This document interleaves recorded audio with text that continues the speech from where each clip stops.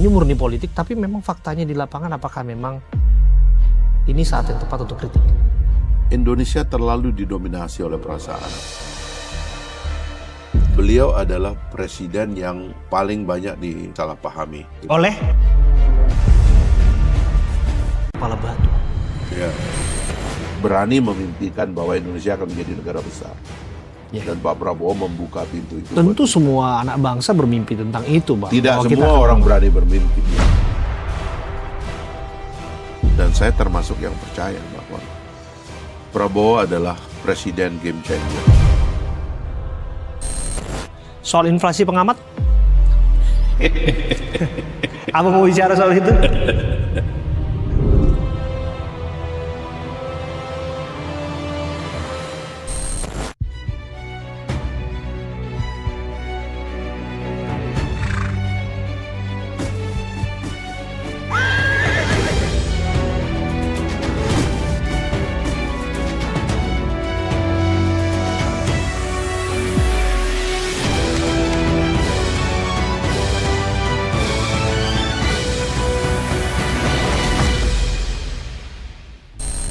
Bicara politik, saya akan diskusi dengan sosok yang menurut saya adalah sosok yang tepat untuk bersuara. Sosok yang saya anggap mengetahui suasana kebatinan istana. Saya nggak tahu seberapa sering bertemu dengan presiden hari-hari ini, tapi yang jelas saya mengetahui beliau mempunyai kapasitas untuk bicara. Bang Fahri Hamzah. Bang Fahri, terima kasih sudah hadir. Siap. Sehat, Bang? Ya, beginilah. Alhamdulillah. Aku panggil Abang Wamen ya. Nggak apa-apa ya Abang Wamen ya. Bebas. Ya aduh, udah jadi wakil menteri hari ini Abang Wamen. Nih makin gimana Bang? Makin apa?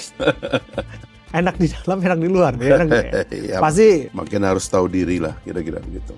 Kalau dulu kan kita bicara dan ditugaskan bicarakan. Sekarang kan memang disuruhnya kerja, jadi kelihatan jadi jarang ngomong. Iya ya.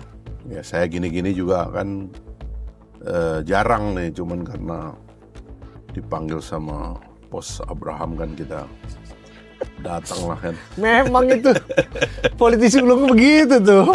Paten ini kan penugasan masanya kan. Nah itulah Bang Fahri ya, meninggalkan kesan ya bagi yang pernah mengenali beliau ya. Dan hari ini pun tentu kita bicaranya luas ya Bang Fahri ya. Dan ini pernah saya lakukan dengan pejabat-pejabat sebelumnya, termasuk Pak Prabowo ketika saya wawancara. Tidak ada pointers, tidak ada batasan untuk pertanyaan. Betul ya, Bang Fahri ya? Siap. Luar biasa.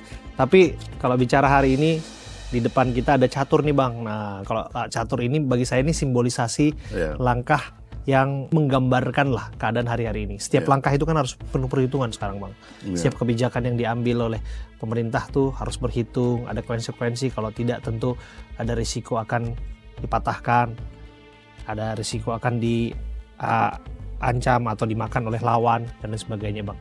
Jadi saya dengar Abang juga paten mainnya nih. Aku main catur jarang dengan orang, dengan komputer. Wah, itu lebih canggih lagi tuh kalau itu ya. Oke, baik, kita coba ya Bang ya. Abang mau putih atau mau yang hitam? Aku, boleh? Saya ikut. Oke, saya mulai langkah ya Bang ya. Sebagai tuan rumah kita mulai langkahnya. Ya, pelan-pelan karena kan akan banyak ngobrolnya kan. Oke Bang. Ini pergerakan yang sama nih Bang. Saya majuin 2 langkah, pion, Abang juga majuin 2 langkah, kemudian berikan keluasaan. Ternyata kita lihat ada suasana kebatinan yang mana akademisi dengan pemerintah ini tidak melulu sama. Apalagi hari ini kita mendengar Bang banyak kritikan. Ada istilah inflasi pengamat dan lain sebagainya. Ini fenomena apa Bang? Betul nggak sebetulnya ini murni politik, tapi memang faktanya di lapangan apakah memang ini saat yang tepat untuk kritik? Ya sebenarnya sih pertama-tama bernegara itu adalah kegiatan rasional. Ya karena memang semua keputusan itu harus kita ambil dengan scientific evidence, dengan ilmiah begitu. Tidak boleh kita memakai perasaan saja. Dan karena bernegara itu adalah kegiatan yang rasional, maka sebaiknya dimulailah kita melakukan semuanya karena pertimbangan-pertimbangan yang rasional. Dalam negara itu rasionalitas itu diturunkan dalam hukum diterjemahkan dalam institusi, lalu institusi yang mendelivery kepada publik gitu. Nah, saya kira tapi politik Indonesia banyak didominasi oleh perasaan. Perasaan, ya, sentimen maksud Abang. Ya, segala hal yang dalam tanda petik kita bilangnya tidak rasional. Terlalu banyak emosi, kekecewaan, ya kan, kecemburuan. Iya, kecewa itu kan wajar ketika dirasa bahwa kesejahteraan itu tidak hadir di depan mata, kira-kira demikian. Kadang-kadang bukan karena kesejahteraan, tapi karena faktor-faktor lain, ya. Misalnya dia kalah, atau dia bukan bagian dari yang menang, atau dia kecewa sama orang tersebut. Dia dari dulu punya kebencian kepada orang tersebut dan sebagainya itu.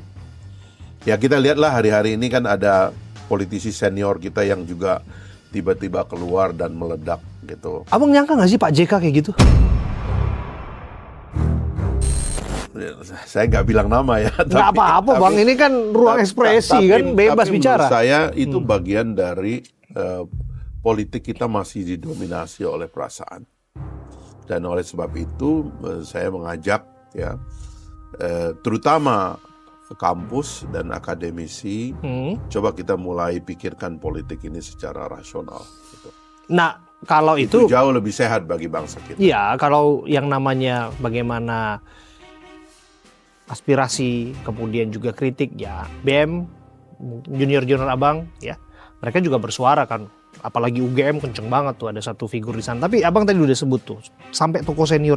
Saya kan gini Bang, saya juga nggak nyangka ya, sampai kemudian Pak JK tuh keluar dan pada akhirnya menyebutkan kalau tanpa beliau, Pak Jokowi tidak akan jadi presiden.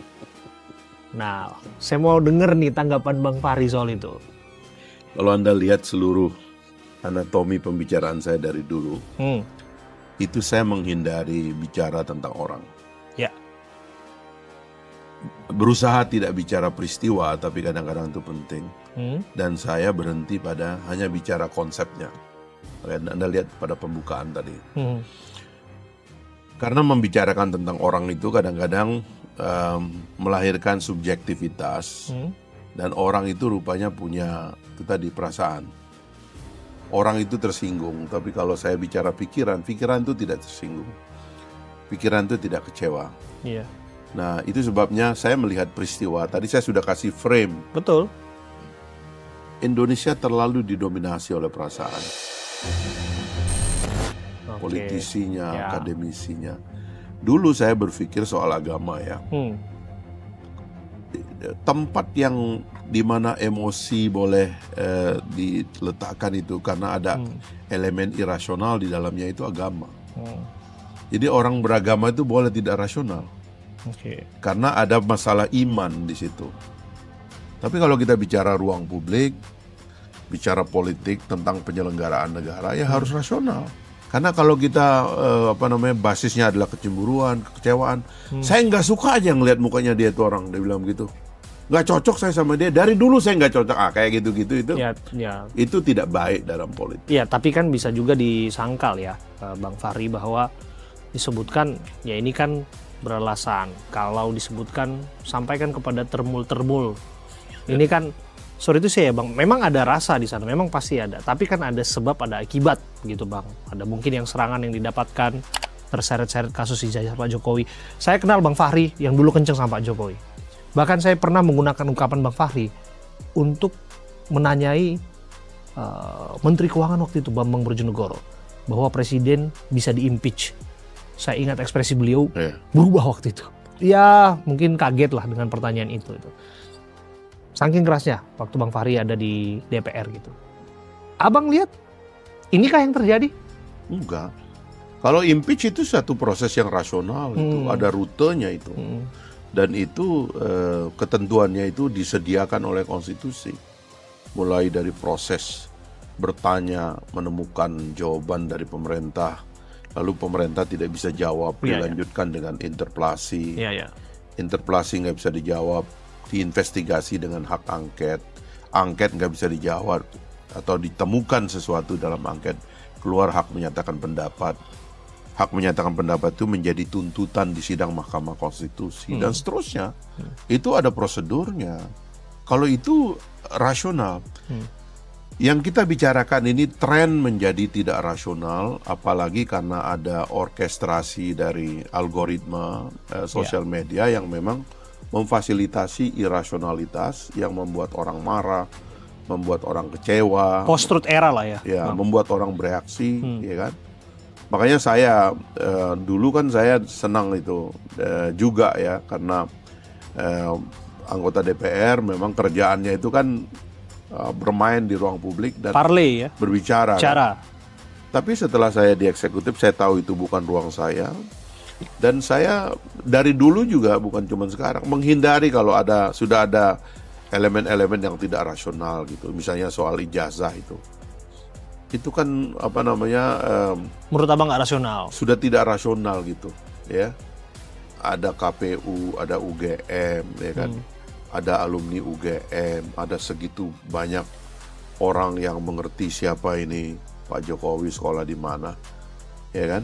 Masa tiba-tiba ada orkestrasi sudah lebih dari setahun ini menyuruh kita menonton untuk membuktikan ijazah ini asli atau tidak. Buat saya itu udah bukan wilayah rasional. Itu udah bukan wilayah rasional. Kan sesederhana kalau disebutkan tinggal menunjukkan saja, Bang nggak sependapat? Ya kalau dia nggak mau, ya kan? Anda kan nggak bisa paksa, Anda dipaksa sama orang harus nunjukin sesuatu yang Anda bilang ini wilayah pribadi saya. Ya kan, atau kalau Pak Jokowi mengatakan ya dulu kan sudah saya tunjukkan, atau kalau dulu saya nggak tunjukkan memang tidak ada gunanya, tidak ada keperluan. Terus buat apa maksudnya kayak gitu-gitu itu? Anda nggak lihat itu UGM, Anda nggak lihat itu Ganjar dan Anies Baswedan juga sekolah di situ, ya kan? Kayak gitu-gitulah. Tapi kita kan engage, sibuk betul gitu. Buat apa? Nah, itu yang saya bilang, kita kena hack dengan irasionalitas. Dan dalam percakapan publik kita itu sering dihack oleh irasionalitas. Nah itu dia, kalau itu dihack oleh irasionalitas, kebisingan publik ini jangan-jangan juga ada muatan politis di baliknya. Karena ini dalam jangka waktu yang lama, menurut Abang ada nggak? Ini yang mesti ke depannya kita mesti memikirkan bagaimana kita mengelola ruang publik. Iya. Supaya ruang publik itu menjadi wadah pendidikan yang agung bagi masyarakat kita. Karena orang politik seperti saya itu diminta atau tidak, itu salah satu tugasnya itu adalah sebagai public educator. Dia harus berkontribusi pada pendidikan umum. Kalau kita di dalam pembukaan Undang-Undang Dasar itu ada istilah mencerdaskan kehidupan bangsa. Kita ini harus mencerdaskan, jangan membodohi, mendominasi ruang publik itu dengan irasionalitas gitu. Nah saya tuh mau dalam banyak kesempatan tuh pengen ngajak orang, Bu ya ayolah ya rasional dikit lah. Gitu. Ya termasuk saya mengkritik kemarin Pak Saiful gitu. Oh ya rasional lah, ya kan? Perasaan hatimu kan perasaan hatimu. Tapi politik itu kan ada ada jadwalnya. Demokrasi itu kan ada metodologinya. Ada schedule-nya, dan kita berbicara apa yang sudah kita sepakati, apa yang konstitusional. Ini pasca reformasi yang Abang maksudkan? Karena dulu kan Abang juga nggak ikut jadwal ketika bergerak di jalanan, Bang. Satu masa itu, ini teorinya Pak Hariman ya, gerakan mahasiswa itu punya jiwa, dan dia hanya bisa dipanggil oleh keadaan.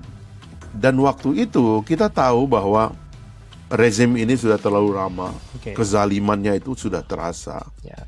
Dan kita merasakan betul bahwa orang-orang sudah tidak berani berbicara. Tidak ada kebebasan pers, tidak ada partai politik, tidak ada tokoh-tokoh intelektual. Tersumbatnya kanal-kanal semua demokrasi. Semua terkunci. Dan kita merasa bahwa ini sudah terlalu zalim dan ini sudah terlalu lama. Dan karena itu ini sudah waktunya. Panggilan itu datang, dan panggilan itu tidak ada yang merekayasa. Mungkin saja ada orang melihat, wah ini situasi sudah matang. Iya, Tapi memang ada faktanya, ada kezalimannya. Sekarang suasana apa yang kita mau takuti? Ada demokrasi, ada kebebasan berbicara seperti ini. Bang, abang dengar nggak sih yang pernah sebelumnya terjadi? Ya itu perasaan aja, perasaan. Semua kan scientific, semua kan sekarang ini ada mesin yang namanya artificial intelligence yang bisa kita tanya, ya kan, yang dia ribuan kali bahkan mungkin jutaan kali lebih pintar dari manusia. Dan itu bebas sekarang ada di tangan kita. Semua orang pegang handphone. Dunianya ini udah berubah. Situasi ini tidak memungkinkan kepada otoritarianisme lagi karena tools yang diciptakan oleh zaman ini tidak memungkinkan lagi monolitik, absolutisme tidak memungkinkan lagi. Beliau adalah presiden yang paling banyak disalahpahami. Oleh? Nanti kalau Pak Jokowi berpengaruh, kenapa Pak SBY nggak dibilang berpengaruh? Tidak mau mendengarkan saran, tidak bisa dikritik, sensitif dan lain sebagainya. Mohon maaf Bang, ada yang menyebutkan bahkan dalam tanda kutip kepala batu. Dalam tanda kutip kepala batu. Ya.